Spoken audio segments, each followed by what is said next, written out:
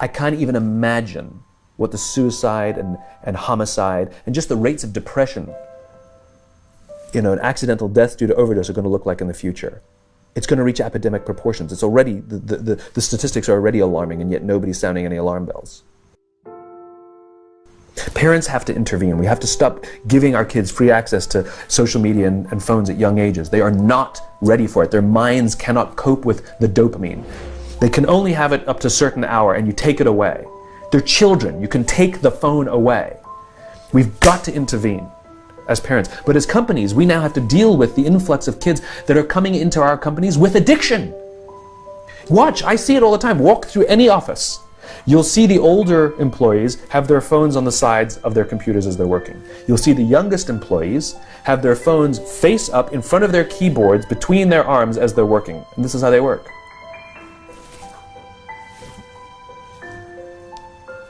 And the science is alarming. They did experiments on mice where they did the multitasking. They put flashing lights to mimic going from the computer to the cell phone, the computer to the cell phone to the TV.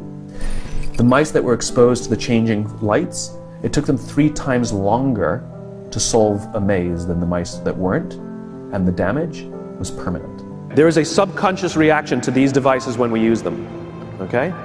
What if I were to hold my phone while I'm talking to you? I'm not checking it, it's not buzzing, it's not beeping, I'm nothing, I'm just holding it. Do you feel at this moment that you are the most important thing to me right now? No, you do not. Because there is a subconscious reaction we have to the device. When it is out, it makes the people around us feel that they are less important. So when we're walking down the halls in our offices and somebody says, hey boss, can I ask you a question? You go, sure, what's on your mind? We've just told them they're not that important. Or we can go, sure, what's on your mind? And if you don't have a pocket, find a shelf, put it on the shelf, come back and say, sure, what's on your mind?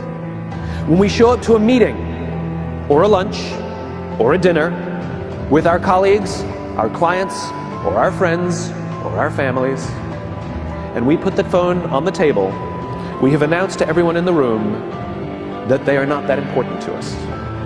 And by the way, putting the phone upside down is not more polite.